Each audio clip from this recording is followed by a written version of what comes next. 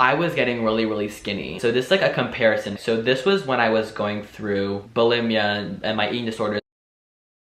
Alright, hey guys, welcome back to today's video. So obviously this video is going to be a little bit different. So today I'll be talking about the time in my life, which wasn't so long ago, when I dealt with, I would say multiple eating disorders, but the main one being bulimia. So the reason I'm doing this video is basically just to kind of talk about my experience with it. So that if you guys are going through this as well, that maybe it could help you. Or if you guys aren't going through this, then I'll also talk about signs that other people might be going through this. So maybe you guys can help out other people in your life that may show these signs. So to start off with, let's just talk about what bulimia is. Basically, it's a type of eating disorder where this eating disorder is something that people do when they don't like their body and they're not comfortable in their own body. Like, they don't like the way they look, they think they need to lose a few more pounds. Usually what they'll do is they'll either eat like basically nothing all day and make themselves throw up, or they'll eat loads of food, which is like binge eating, and then throwing it up. I used to do a bit of both, to be honest with you guys, and they're both very bad, and I'm gonna go into why it's bad in a little bit. But first of all, I'm gonna talk about kind of like how I started doing this, where it kind of came from, because I feel like everyone that has gone through this, at least that I know, had like something in their life happen to them. Like, maybe they just don't like their body. It really depends on the person. I started making myself throw up maybe like 3 years ago. The thing that triggered me to want to do it, and this is gonna sound really fucking stupid because I'm way over it now, but so at the time, my first love, which is my ex, had dumped me, and I mean, I made it super public on social media. Like, we did a whole breakup video, everything. That had hit me like mentally really hard because it was my first love at the time, and you know, when your first love leaves you and you like really do love them, like, and a lot of people, they'll cope with it in different ways. So with me, it was obviously a lot of sadness at the start, you know, like a lot of crying. But my way of dealing with it, I guess, was making myself skinnier and like more pretty and whatever. By the way, this is no hate to my ex at all. This is not his fault. It's totally on me. It's my decision, and I never talked to him about it at the time, so there's no way he could have helped me or even known that I did this. So no hate towards him at all. So after he had dumped me, my sister and I decided to take like a kind of like brother sister family holiday. So we went to a resort in the Caribbeans, and it was like a lot of fun, and like actually it did help me like get over him a bit and like kind of, you know, clear my head a bit. At these resorts, if you guys have ever been to like an all-inclusive resort, you guys know that the food is amazing, and like there's a lot of food. One of the last nights of our resort, obviously after a couple of days of eating, you physically look a bit, you know, bigger or whatever, and I had gotten a bit tipsy and drunk with my sister, and so I started getting a bit emotional because I thought of my ex again, whatever. And so I went back to the room, and I was just kind of like looking at myself in the mirror, and I was like, it's gonna sound really bad, but I was like, okay, Nick, like no man is gonna want you if you look like this. So in my head, what was going through my head was like, okay, Nick, the reason he dumped you is because you're ugly and like you're fat and like all these things. That was the first night that I had thrown up, because in my head I was like, oh, okay, well, if I just throw up all this food, then I'll get skinnier, and I'll just do it this one time, like it won't be like a habit, because I had seen a lot of YouTube videos where people talk about bulimia and how bad it is, but in my head I was like, okay, so it'll just be one time, don't worry, whatever. So I did it. It was really hard, but little did I know I would be doing it, you know, the next 3 years of my life. So after that, I was trying to get over him still. A good way to get over someone, what a lot of people were telling me, was to focus on yourself and focus on your own health and like, you know, look good and like prove him wrong. Like people were telling me all these things, which I mean, they're all true things, but you shouldn't go to these extents to look good. So at the time I was working out, I was not eating well, I was eating really like low calorie stuff, and I still do this a bit unconsciously, but like back then it was really bad. So like for example, I would only go for like really low cal bread. I would go for like 0 fat, 0 calorie. Like my diet was basically consisted of 0 calories, like I would only have like Diet Coke. That's all I would drink because it's like what would fill me up, but like had 0 calories. But when you eat so little in a day and you like kind of starve yourself in a way and you feel like eating, so then what I would do at night is I would just kind of go downstairs and just have like loads of food, like carby food, like leftover pasta that my family had, like leftover cake that they had, and then I would feel bad about it, and then because of that I made myself throw up. And this was like a vicious cycle for like the next 3 years of my life. And I mean, my whole life I never felt comfortable with my body. Like ever since I was maybe probably 10 or like 11, I did get a bit bullied in high school and in middle school for, you know, looking a bit chubbier. Cause I never liked my body like growing up. I think at that point when my ex had dumped me, it was just kind of like the switching mode of like, okay, I want to do something about my body.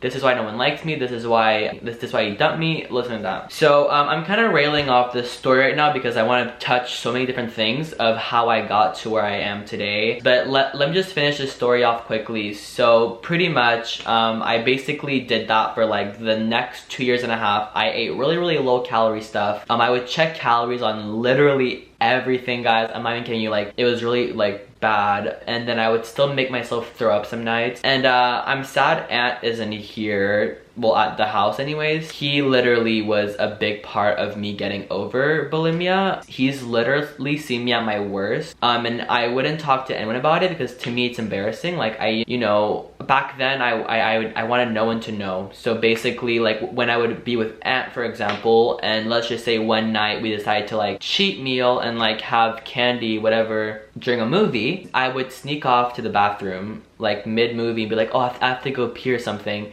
But then I make myself throw up. And I think over time of being with Ant, like at the start, I think he started to realize that I was doing that. So at some point, we were watching a movie and it was like movie night or whatever. And we had a lot of candy and a lot of sweets. And I was like, oh yeah, I'm gonna go pee, whatever. And I went to throw up and he came behind me and he was like, why are you doing this? And like he did confront me about it and he like consoled me a bit, and that helped a bit at the time, but I still did it when he wasn't there because now I knew that he knew I did it, and I think that helped me kind of get over my bulimia. But I mean, it would always kind of come back to and like kind of haunt me. Like, so if ever I had a big meal, like I would always feel the need to do it. But like, let's just say one night we like took out pizza. So when Ant started to know that I did that, he would always keep an eye on me. We would have pizza and everything, and I would feel the need to go, but I knew he knew that I was gonna go do it and he wouldn't let me do it. In my head, I was like, fuck, I ate all this pizza, I was gonna go throw up, but now he knows. So I felt so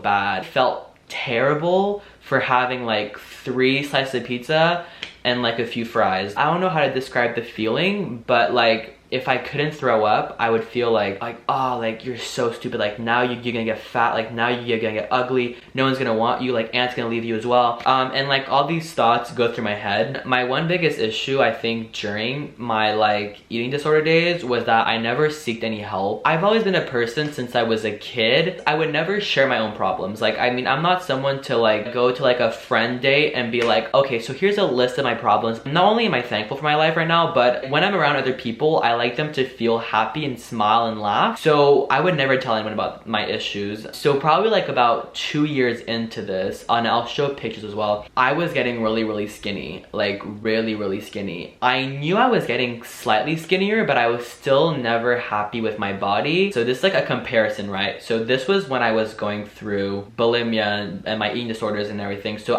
my body looked like this, like probably like at the peak, and now it looks like this.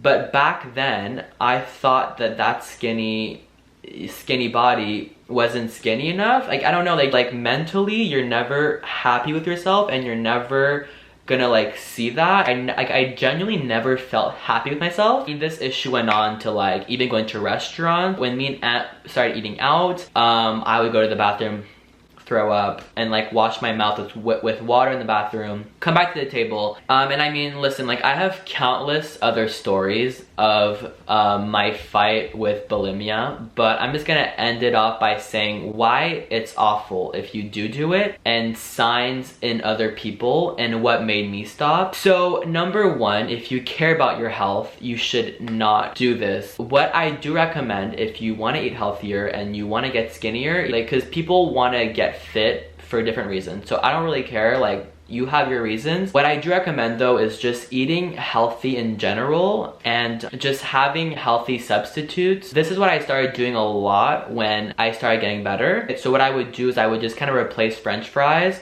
with sweet potato fries, and you bake them in the oven so they're not fried. You get just as much nutrition and they're a lot healthier. By doing these kind of easy swaps in my diet, I knew I was eating healthier, and I didn't feel as guilty, because if I had like a bucket of fries, obviously I feel a lot guiltier, which then triggered my bulimia. But if you are eating healthier, I guess your conscience kind of knows that, you know, it shouldn't feel as bad, and it knows that it has a lot less calories and a lot less fat. So one big thing that I did to switch my habit was just swapping stuff with healthy stuff. Instead of a burger that's like all fatty, have a chicken or turkey burger. Just easy swaps like that, so you don't feel as guilty and don't feel as much of as a need to want to do it. So now on to like why it's bad for you. I mean, there's so many things. First of all, it causes dehydration, which is terrible for your system. Today, because I did it for 2 years of my life, probably 3, I still deal with like digestive problems because I kept constantly making myself throw up. Like my body is still getting used to certain foods. Again, it can fuck up your digestive system. Number 2, if you constantly make yourself throw up, your teeth will rot. So after 2 years of doing it, I started to see it. Your teeth will start getting really transparent, like all over here, and after a long time of doing it, they'll basically just rot off. I mean, there's so many other things I can talk about that are caused by bulimia. So over time, bulimia can affect your body in the following ways: stomach damage, electrolyte imbalance, having levels of sodium, potassium, or other minerals that are too high or too low, which can lead to heart attack or heart failure, ulcers, and other damages to your throat from vomiting. So all that to say, if you care about your health, do not do it. Also mentally, it's so emotionally draining to do it. Like, I mean, I did it for the last 2 years of my life and it didn't get easier. Like, there's sometimes that I would do it and then literally cry just on the toilet because I knew what I was doing was wrong, but I, you know, did it anyways. And I was just sat there crying, and like emotionally, it like ruined me. I mean, any eating disorder is bad, and if you think you have an eating disorder, please seek help. A psychiatrist, someone at school, like a dietitian, like, you know, there's so many people out there that can help you. Even like a friend, just tell a friend about it, a family member, a boyfriend, a girlfriend. I realized that the more open I was with my problem, the more people in my life surrounded me and helped me out with it. And now I'm still dealing with consequences from the last 2 years of my life, but I haven't thrown up now in almost a year. Like, I haven't thrown up voluntarily anyways. You know, I'm eating healthier and I'm, you know, doing all these things, but if I could go back to 3 years ago and look at myself do it for the first time, just be like, don't do that. Like, if I could go back and not do it, I would fucking do it in a second, you know? All that to say, if you are doing it right now, it's not too late to stop. Seek help. If you think someone in your life is doing it, I mean, there's easy kind of hints to someone doing it in your life are little things like asking to go use the washroom after they eat meals. Don't confront someone if they did it like once or twice, because they might just have to go to the bathroom and like nothing else. If you notice someone in your life doing it like over and over and over again, maybe don't go like to the bathroom with them, but like kind of check up on them and like try to hear if they're throwing up or not. If you want to confront someone about it, like I would do it super calmly, and don't yell at them or don't make them feel bad, because they probably already feel like shit if they're doing it in the first place. Make sure they're okay in general. Just check up on your friends and family in general, see if they're doing okay. Even though they might not be going through what I went through, maybe they're going through other mental health issues. I really hope this video helped a lot of people out there. If you have done it in the past and are now clean, let me know down below, and talk about your experience so that other people that might be doing it right now or might be going through the same issues we did could read our stories and maybe want to stop or, you know, think about what they're doing. Also guys, it would mean the world if you guys shared this video on social media in case someone in your following is going through what I went through, and maybe this could help them out a bit. And I'm sorry for not speaking up about my own eating disorders sooner. And yeah guys, that's all for the video. If you guys have any questions on the subject, don't be afraid to ask down below. If I can't answer you, hopefully some of you guys can answer some questions as well. And that's all for the video guys. I'm gonna go and I'm gonna see you guys after tomorrow with a new video. Alright, bye.